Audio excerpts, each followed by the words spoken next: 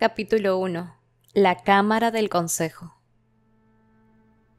Realmente luce como me la imaginaba, dijo Tessa y se giró para sonreír al chico que estaba junto a ella, quien la acababa de ayudar a pasar sobre un charco. Su mano todavía descansaba cortésmente sobre su brazo, justo encima de la curvatura de su codo. James Carstairs le devolvió la sonrisa. Estaba elegante con su traje oscuro y su cabello blanco plateado agitándose al viento. Su otra mano descansaba sobre un bastón con cabeza de jade. Y si alguien de la gran multitud de personas que daba vueltas alrededor de ellos pensaba que era extraño que alguien tan joven necesitara un bastón, o encontraba cualquier cosa inusual acerca de su colorido o en la forma de sus facciones, no se detenía para mirar. Debería contar eso como una bendición, dijo Jem. Estaba comenzando a preocuparme, ya sabes, de que todo lo que encontraras en Londres fuera a ser una decepción. Una decepción. El hermano de Tessa, Nate, una vez le había prometido todo en Londres. Un nuevo comienzo, un maravilloso lugar para vivir, una ciudad de edificios inmensos y hermosos parques. En cambio, lo que Tessa había encontrado había sido horror y traición, y peligro más allá de cualquier cosa que hubiera imaginado. Y aún así, no todo ha sido una decepción, le sonrió a Jem. Me alegra oír eso. Su tono era serio, no burlón. Apartó la mirada de él y miró hacia el gran edificio que se elevaba ante ellos. La abadía de Westminster, con sus grandes agujas góticas que casi tocaban el cielo. El sol había hecho su mejor esfuerzo por salir de las nubes, y la abadía estaba bañada en una débil luz solar. ¿Realmente está aquí?, preguntó ella mientras Jem la guiaba hacia adelante, hacia la entrada de la abadía. Parece tan mundana. Había querido decir atestada. Hoy, la abadía estaba abierta a los turistas, y grupos de estos pululaban afanosamente dentro y fuera de las enormes puertas, la mayoría llevando guías Baedeker en sus manos. Un grupo de turistas estadounidenses, mujeres de mediana edad con ropa pasada de moda, murmurando en un acento que hacía que Tessa sintiera una ligera nostalgia, los pasaron mientras subían las escaleras, corriendo detrás de un profesor que estaba ofreciendo una visita guiada por la abadía. Jem y Tessa se fundieron sin esfuerzo tras ellos. El interior de la abadía olía a piedra fría y metal. Tessa miraba de arriba abajo, maravillándose por el tamaño del lugar. Hacía que el instituto luciera como la iglesia de una aldea. «Note la triple división de la nave», decía un guía monótonamente, continuando con la explicación de que las capillas más pequeñas se alineaban en los pasillos este y oeste de la abadía. Alguien pidió silencio, incluso aunque no se estaba haciendo ningún servicio religioso. Mientras Tessa dejaba que Jem la condujera hacia el lado oeste de la iglesia, se dio cuenta de que estaba pasando por encima de piedras talladas con nombres y fechas. Había sabido que había reyes famosos, reinas, soldados y poetas sepultados en la abadía de Westminster, pero no había esperado estar de pie encima de ellos. Ella y Jem se detuvieron, finalmente, en el rincón sudeste de la iglesia. La luz acuosa del día se derramaba a través del rosetón en lo alto. «Sé que debemos apresurarnos para llegar a la reunión del consejo», dijo Jem, «pero quería que vieras esto». Hizo un gesto alrededor de ellos. El rincón de los poetas. Tess había leído del lugar, por supuesto, donde estaban sepultados los grandes escritores de Inglaterra. Estaba la tumba de piedra gris de Chaucer, con su pabellón y otros nombres familiares. «Edmund Spencer, ¡oh! Y Samuel Johnson», jadeó ella. «Y Coleridge, y Robert Burns, y Shakespeare». «En realidad no está sepultado aquí», dijo Jem rápidamente. «Es solo un monumento, como el de Milton». «Ah, lo sé, pero...»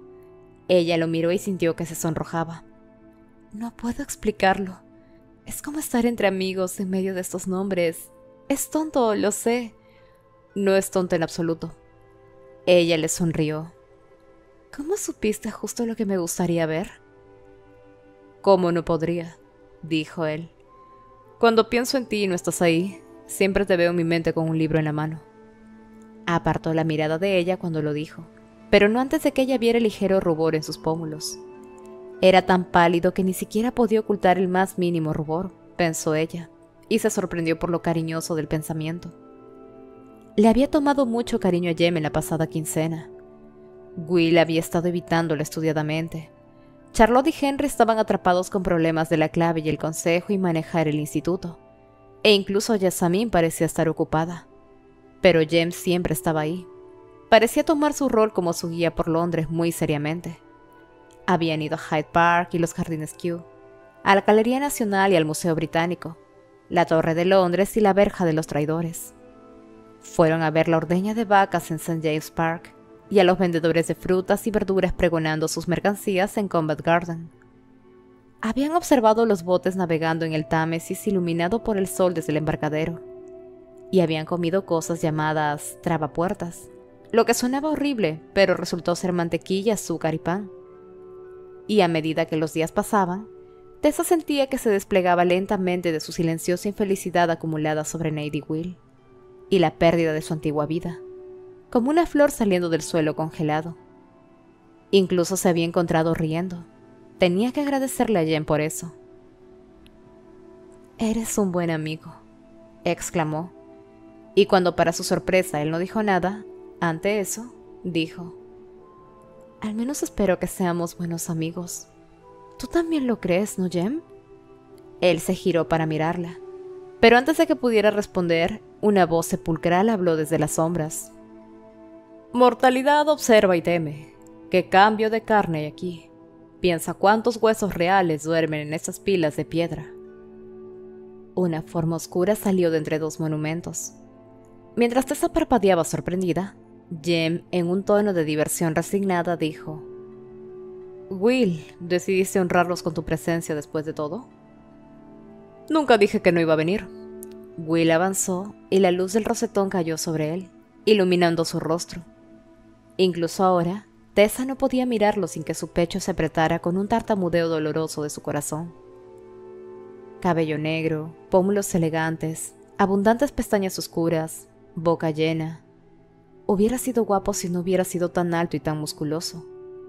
Ella había pasado sus manos sobre sus brazos, sabía cómo se sentían. Hierro, bordeado de músculos. Sus manos, cuando huecaron la parte de atrás de su cabeza, eran esbeltas y flexibles, pero duras por los callos. Arrancó su mente de esos recuerdos. Los recuerdos no hacían ningún bien, no cuando una sabía la verdad en el presente. Will era hermoso, pero no era suyo, no era de nadie. Algo en él estaba roto, y a través de esa grieta se derramaba una crueldad ciega, una necesidad de herir y alejar. «Llegaste tarde a la reunión del consejo», dijo Jem con buen humor. Él era el único al que la malicia traviesa de Will nunca parecía tocar. «Tuve que hacer un recado», dijo Will. De cerca, Tessa podía ver que lucía cansado. Sus ojos estaban bordeados con rojo. Las sombras bajo estos eran casi púrpuras. Su ropa parecía arrugada, como si hubiera dormido con ella puesta, y su pelo necesitaba un corte. «Pero no tiene nada que ver contigo», se dijo duramente a sí misma, apartando la mirada de las suaves ondas oscuras que se rizaban alrededor de sus orejas y la parte de atrás de su cuello. «No importa lo que piense sobre cómo se ve o cómo ha elegido pasar su tiempo», dejó eso muy claro. «Y ustedes no están exactamente a la hora». «Quería mostrarle a Tessa el rincón de los poetas», dijo Jem. «Pensé que le gustaría». Hablaba tan simple y llanamente, que nunca nadie podría dudar o imaginar que no dijera nada más que la verdad. En el rostro de su simple deseo por complacer, ni siquiera Will parecía ser capaz de pensar en algo desagradable que decir. Simplemente se encogió de hombros y caminó por delante de ellos a un ritmo acelerado a través de la abadía y hacia afuera del claustro oeste. Había un jardín cuadrado rodeado por las paredes del convento, y las personas estaban caminando por los bordes del jardín, murmurando en voz baja como si todavía estuvieran en la iglesia. Ninguno de ellos parecía notar a Tessa y a sus acompañantes, mientras se aproximaban al conjunto de puertas dobles de roble montadas en una de las paredes.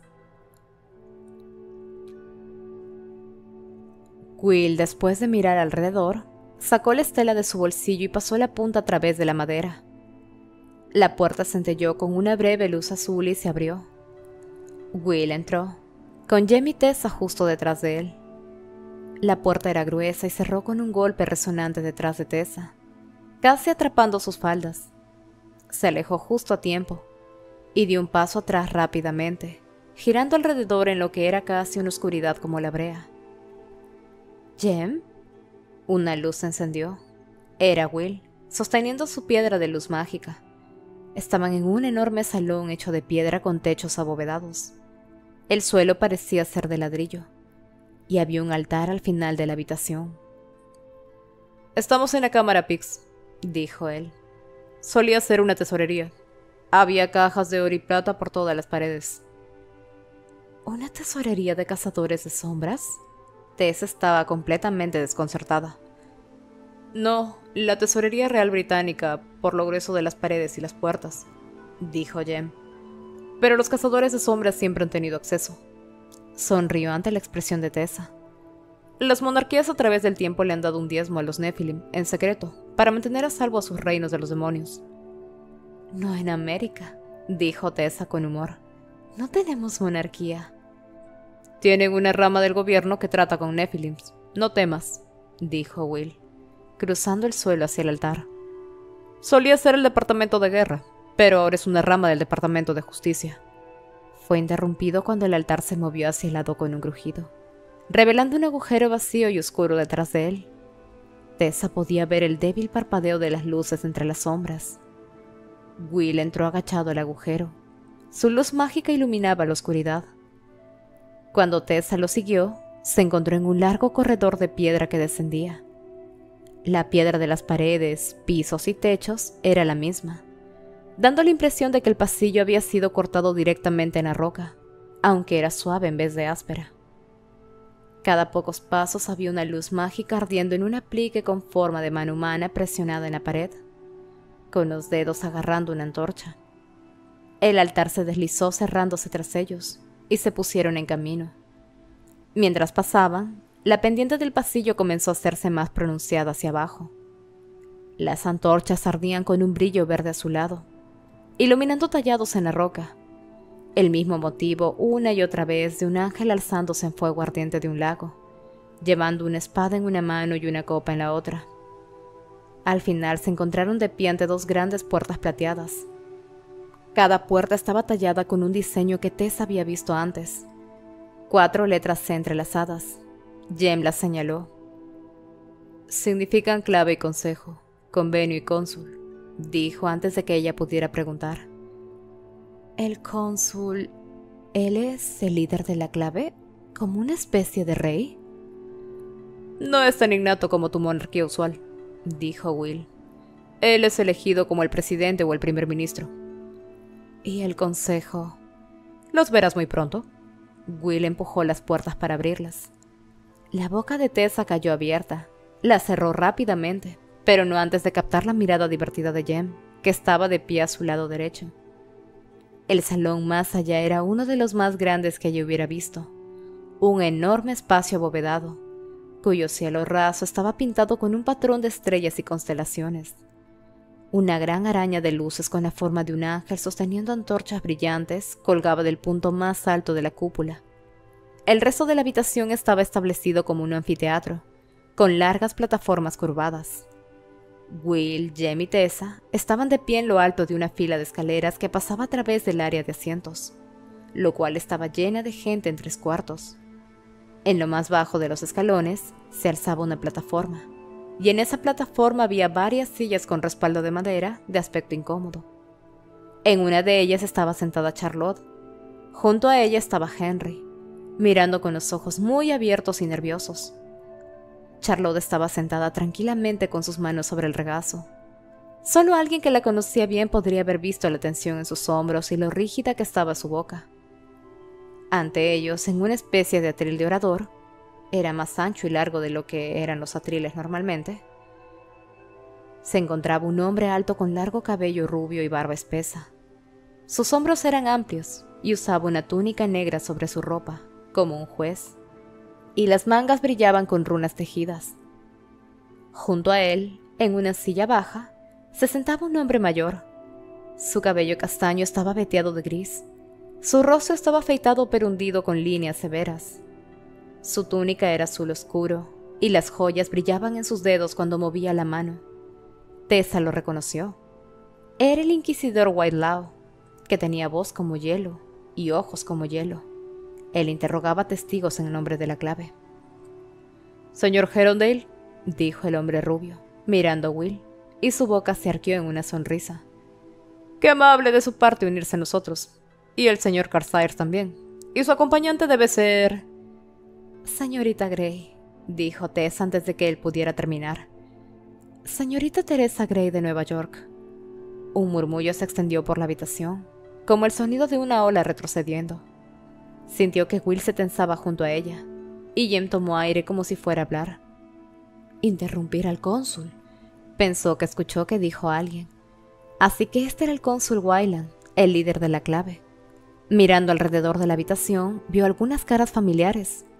Benedict Lightwood con sus facciones afiladas y ganchudas y porte rígido.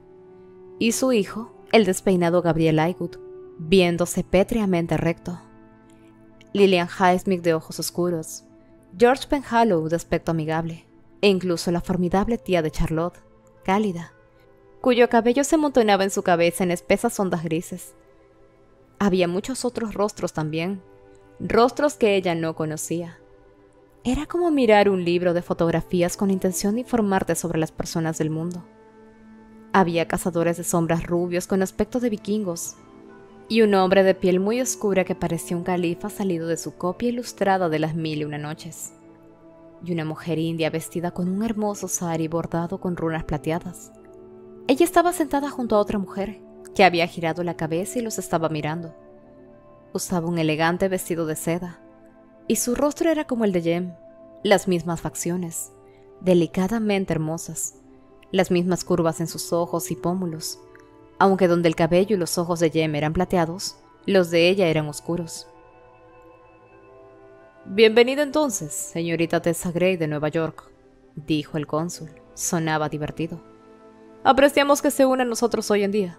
Entiendo que ya ha contestado algunas preguntas para el enclave de Londres. Había esperado que estuviera dispuesta a contestar algunas más». A través de la distancia que la separaba, los ojos de Tessa se encontraron con los de Charlotte. ¿Debería? Charlotte le dio un asentimiento casi imperceptible. «Por favor». Tessa cuadró los hombros. «Si hace su petición, sin duda». «Aproxímese a la plataforma del consejo entonces», dijo el cónsul, y Tessa se dio cuenta de que debía referirse a la larga y estrecha plataforma de madera que se encontraba ante el atril. «Y sus caballeros acompañantes pueden escoltarla», agregó. Will murmuró algo, pero tan silenciosamente que incluso Tessa no pudo oírlo. Flanqueada por Will a su izquierda y Jem a su derecha, Tessa bajó los escalones hacia la plataforma ante el atril. Se quedó de pie detrás de este insegura. Así de cerca pudo ver que el cónsul tenía amigables ojos azules, a diferencia de los del inquisidor, los que eran un gris sombrío y tormentoso, como un mar lluvioso. «Inquisidor Whitelaw», le dijo el cónsul al hombre de ojos grises, «la espada mortal, si hace el favor». El inquisidor se puso de pie, y de su túnica sacó una enorme espada. Tessa la reconoció al instante. Era larga, de plata deslustrada. Su empuñadura estaba tallada con forma de alas desplegadas.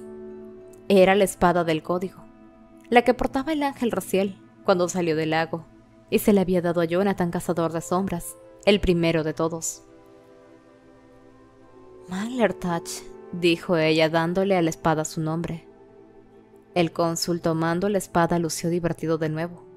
«Ha estado estudiando», dijo. «¿Cuál de ustedes le ha estado enseñando? ¿William? ¿James?» «Tessa aprende las cosas por su cuenta, señor». Will arrastraba las palabras suave y alegremente, en contradicción con el sentimiento sombrío de la sala. «Es muy curiosa». «Con mayor razón no debería estar aquí». Tessa no tuvo que girarse. Conocía la voz. Benedict Lightwood. «Esta es la guarida del consejo. No traemos submundos a este lugar». Su voz era estricta. «La espada mortal no puede ser utilizada para hacerla decir la verdad. Ella no es una cazadora de sombras. ¿De qué sirve la espada o ella aquí? Paciencia, Benedict. El cónsul Wayland sostenía la espada ligeramente, como si no pesara nada. Su mirada en Tessa era más pesada. Ella sentía como si él estuviera buscando en su cara, leyendo el miedo en sus ojos. No vamos a herirla, brujita, dijo. Los acuerdos lo prohíben. No debería llamarme bruja, dijo Tessa. No tengo ninguna marca de brujo. Era extraño tener que decir esto de nuevo, pero cuando había sido cuestionada antes, siempre había sido por miembros de la clave, no por el cónsul en persona. Él era alto, un hombre de hombros anchos, exudaba una sensación de poder y autoridad, justo el tipo de poder y autoridad por el que Benedict Lightwood resentía tanto a Charlotte por poseerlos. «Entonces, ¿qué es usted?», preguntó él. «No lo sabe». El tono del inquisidor era seco. «Tampoco lo saben los hermanos silenciosos».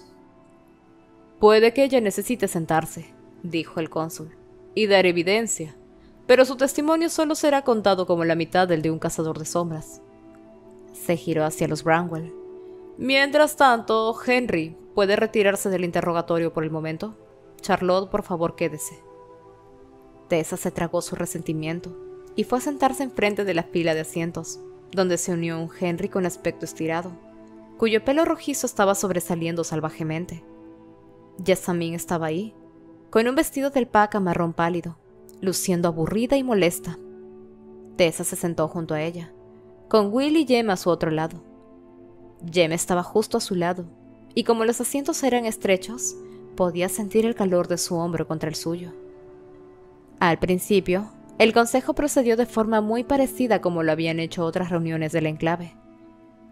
Charlotte fue llamada para dar sus recuerdos de la noche cuando la clave atacó la fortaleza del vampiro Da Quincy, matándolo y a aquellos de sus seguidores que habían estado presentes, mientras el hermano de Tessa, Nate, había traicionado su confianza en él y había permitido que el maestro, Axel Mormain, entrara al instituto donde había asesinado a 2 de los sirvientes y casi había secuestrado a Tessa. Cuando le pidieron a Tessa que subiera, dijo las mismas cosas que había dicho antes, que ella no sabía dónde estaba Nate, que no había sospechado de él, que no había sabido nada de sus propios poderes hasta que las hermanas oscuras se los habían mostrado, y que ella siempre había pensado que sus padres eran humanos. «Richard y Elizabeth Grey han sido investigados a fondo», dijo el inquisidor. «No hay evidencia que sugiera que no fueran humanos. El chico, el hermano, también es humano. Podría ser como Mormain dio a entender, que el padre de la chica sea un demonio, pero si lo es, está la cuestión de que ella no tiene una marca de brujo». «Es lo más curioso, todo sobre usted, incluyendo sus poderes», dijo el cónsul mirando a Tessa con ojos que eran firmes y de un azul pálido. «¿No tiene idea de cuáles son los límites de su poder? ¿Sus construcciones? ¿Ha probado transformarse con un elemento de Mormain para ver si puede acceder a sus recuerdos o pensamientos?» «Sí, lo intenté. Con un botón que dejó atrás. Debería haber funcionado».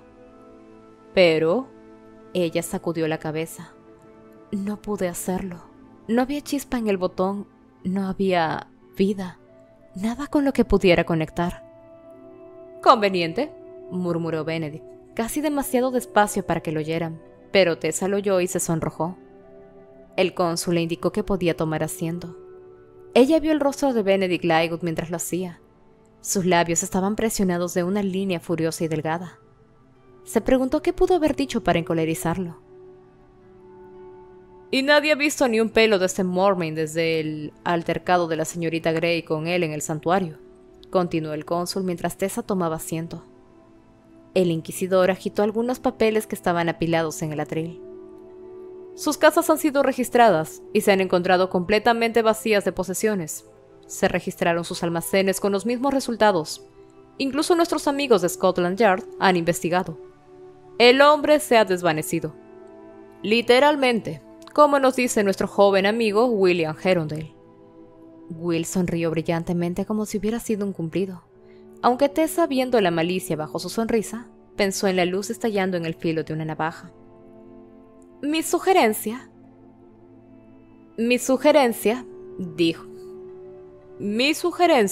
dijo el cónsul, es que Charlotte y Henry Branwell sean controlados, y que por los próximos 3 meses sus acciones oficiales, realizadas en nombre de la clave, deberían pasar por mí para que las apruebe antes de... Mi señor cónsul. Una voz firme y clara habló desde la multitud. Las cabezas se giraron para mirar. Tessa tuvo la impresión de que esto, que alguien interrumpiera al cónsul en medio de un discurso, no pasaba muy a menudo. Si puedo hablar... Las cejas del cónsul se alzaron. Benedict Lightwood, dijo.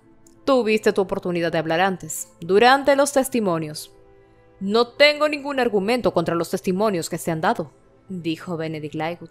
Su perfil ganchudo y afilado se veía aún más agudo con la luz mágica. Es su sentencia con la que no estoy de acuerdo. El cónsul se inclinó hacia adelante en el atril. Era un hombre grande, de cuello grueso y pecho ancho, y por sus grandes manos parecía que podía abarcar el cuello de Benedict con una sola. Tessa casi deseaba que lo hiciera. De lo que había visto de Benedict Lightwood no le agradaba. ¿Y eso por qué? Creo que he dejado que su larga amistad con la familia Fairchild lo ciegue sobre las deficiencias de Charlotte como directora del instituto, dijo Benedict, y una audible inhalación del aire en la sala. Los errores cometidos en la noche del 5 de julio hicieron más que avergonzar a la clave y perder la Pixis. Hemos dañado nuestra relación con los submundos de Londres por atacar inútilmente a Da Quincy. Ha habido un número de denuncias presentadas durante las compensaciones, retumbó el cónsul. Sin embargo, estos casos serán tratados como la ley crea conveniente. Las compensaciones no son realmente tu asunto, Benedict. Y, continuó Benedict, su voz estaba elevándose, lo peor de todo es que haya permitido que escape un criminal peligroso con planes de perjudicar y destruir a los cazadores de sombras, y no tenemos idea de dónde puede estar. La responsabilidad de encontrarlo tampoco está siendo dirigida donde debería estar. En los hombros de aquellos que lo perdieron. Su voz se elevó. De hecho, la sala entera entró en un alboroto. Charlotte parecía consternada, Henry confundido y Will furioso. El cónsul, cuyos ojos se habían oscurecido alarmantemente cuando Benedict había mencionado a los Fairchild, ese debía haber sido la familia de Charlotte, notó Tessa. Permanecía en silencio mientras el ruido se apagaba. Luego dijo: Tu hostilidad hacia el líder de tu enclave no te da crédito, Benedict. Mis disculpas, cónsul. No creo que mantener a Charlotte Branwell como directora del instituto, ya que todos sabemos que la participación de Henry Branwell es nominal al máximo, esté en los mejores intereses de la clave. Creo que una mujer no puede dirigir un instituto. Las mujeres no piensan con lógica y prudencia, sino que con las emociones del corazón. No tengo duda de que Charlotte es una buena mujer y decente, pero un hombre no habría sido engañado por un espía débil como Nathaniel Gray.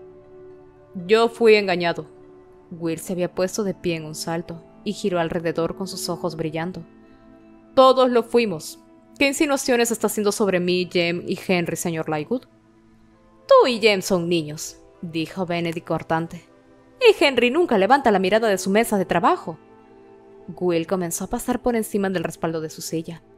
Jem lo tiró de vuelta a su asiento con una fuerza importante, siseando por lo bajo. Jessamine aplaudió.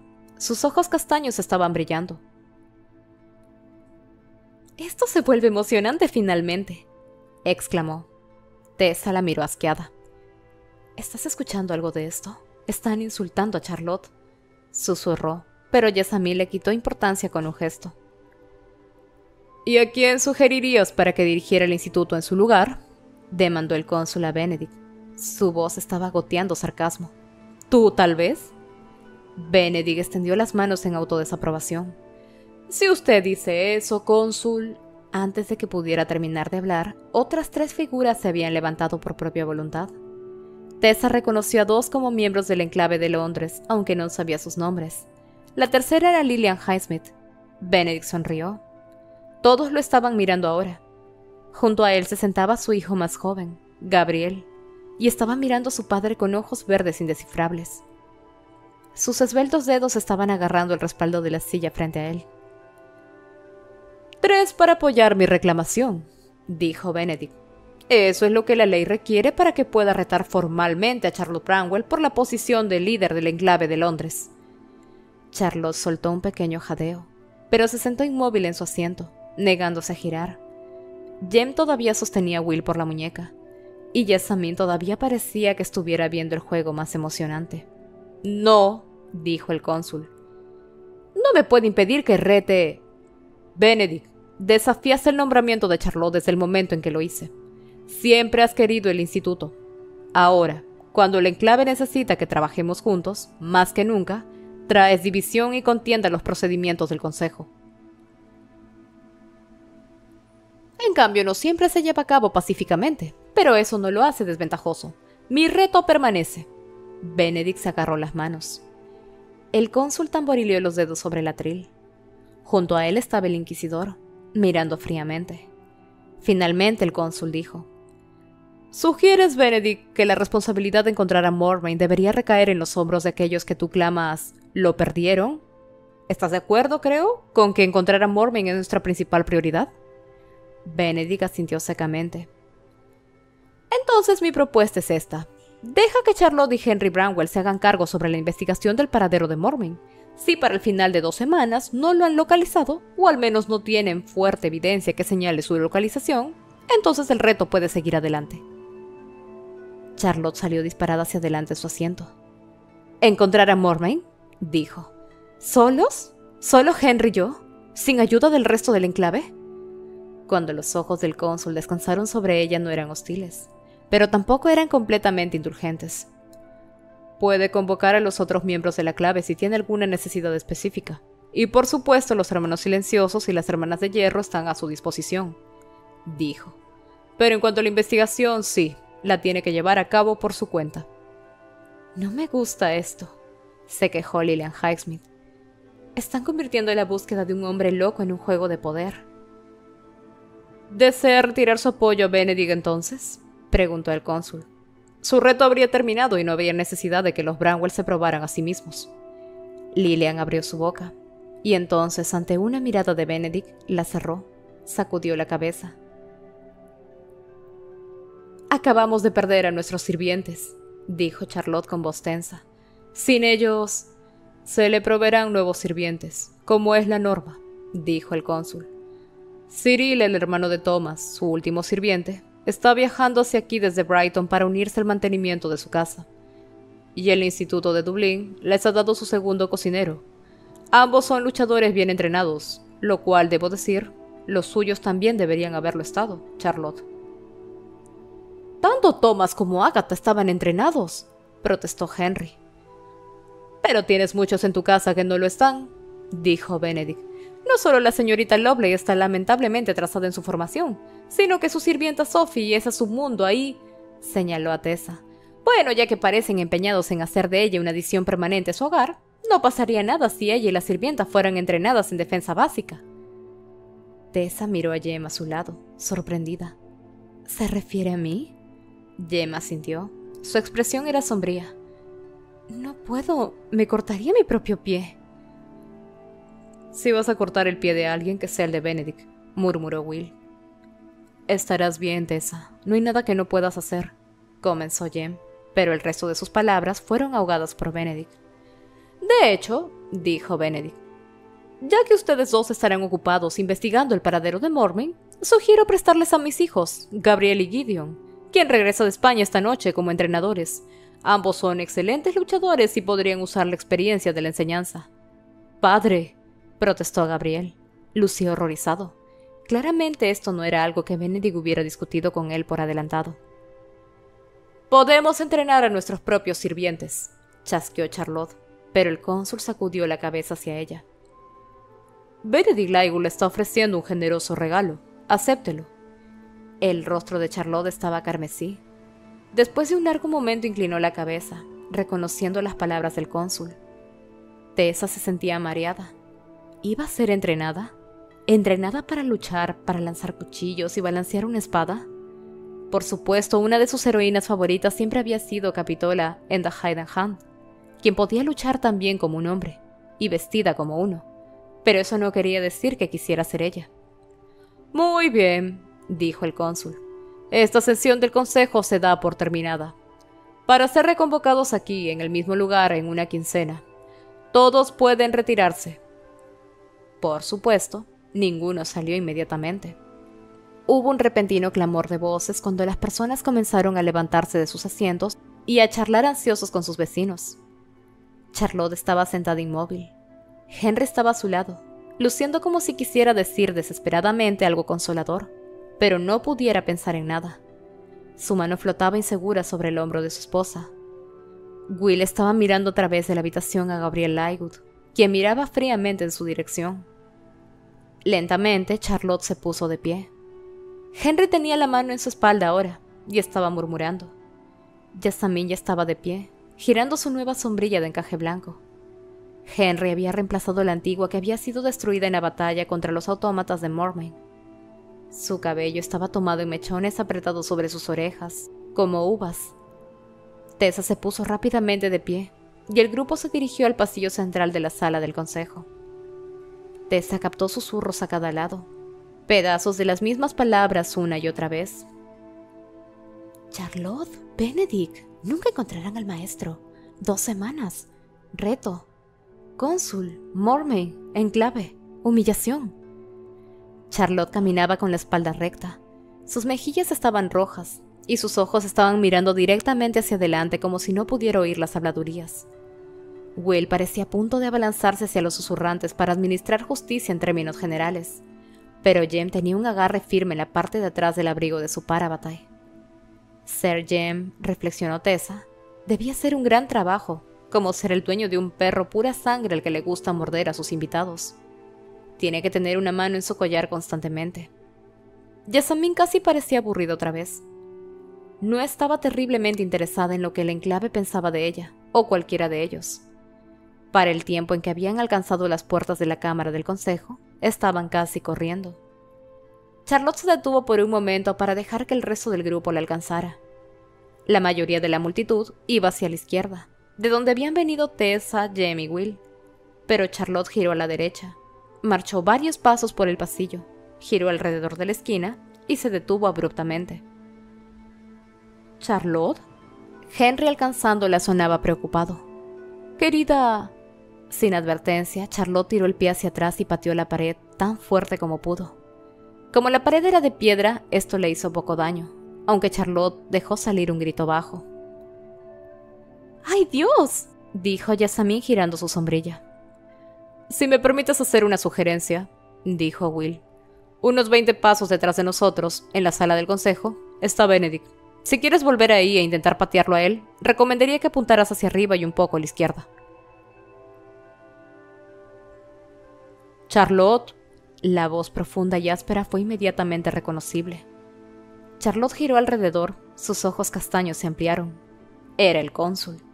Las runas resaltaban en hilos de plata en el dobladillo y las mangas de su túnica, y brillaban a medida que se movía hacia el pequeño grupo del instituto, con su mirada en Charlotte. Con una mano contra la pared, ella no se movió. Charlotte, dijo el cónsul Wayland de nuevo, ¿sabes lo que decía tu padre acerca de perder tu temperamento? Decía eso. También decía que debería haber tenido un hijo, contestó Charlotte amargamente. Si lo hubiera hecho, si yo fuera un hombre, ¿me hubiera tratado como lo acaba de hacer?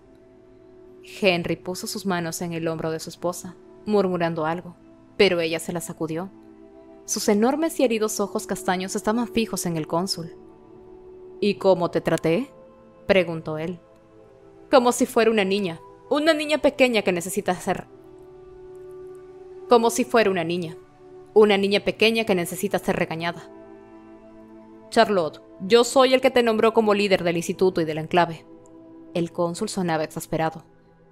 Lo hice no solo porque le tenía cariño a Granville Fairchild, y sabía que él quería que su hija lo sucediera, sino porque pensé que realizarías un buen trabajo. Nombró a Henry también, dijo, e incluso nos dijo cuando lo hizo que era porque el enclave aceptaría un matrimonio como su líder, pero no a una mujer sola. Bueno, felicitaciones, Charlotte. No creo que ninguno de los miembros del enclave de Londres tenga la impresión de que están siendo dirigidos de alguna forma por Henry. Es verdad, dijo Henry mirando sus zapatos. Todos saben que soy más bien inútil. Es mi culpa todo esto que ha pasado, cónsul. No lo es, dijo el cónsul Wayland. Es una combinación de satisfacción generalizada de parte de la clave, mala suerte y un mal momento. Y algunas decisiones pobres de tu parte, Charlotte. Sí, te estoy haciendo responsable de ellas. ¿Entonces está de acuerdo con Benedict?, gritó Charlotte. Benedict Lightwood es un canalla y un hipócrita, dijo el cónsul con cansancio. Todos saben eso, pero es políticamente poderoso, y es mejor aplacarlo con este espectáculo de lo que sería enemistarte con él ignorándolo. ¿Un espectáculo? ¿Así llama todo esto?, demandó Charlotte amargamente. Me ha encomendado una tarea imposible. Te he encomendado la tarea de localizar al maestro, dijo el cónsul Wayland. El hombre que irrumpió en el instituto mató a tus sirvientes, tomó tu Pixis y planea construir un ejército de monstruos mecánicos para destruirnos a todos nosotros. En resumen, un hombre que debe ser detenido. Como líder del enclave, Charlotte, detenerlo es tu tarea. Si lo consideras imposible, entonces tal vez deberías preguntarte a ti misma por qué quieres tanto el trabajo, en primer lugar.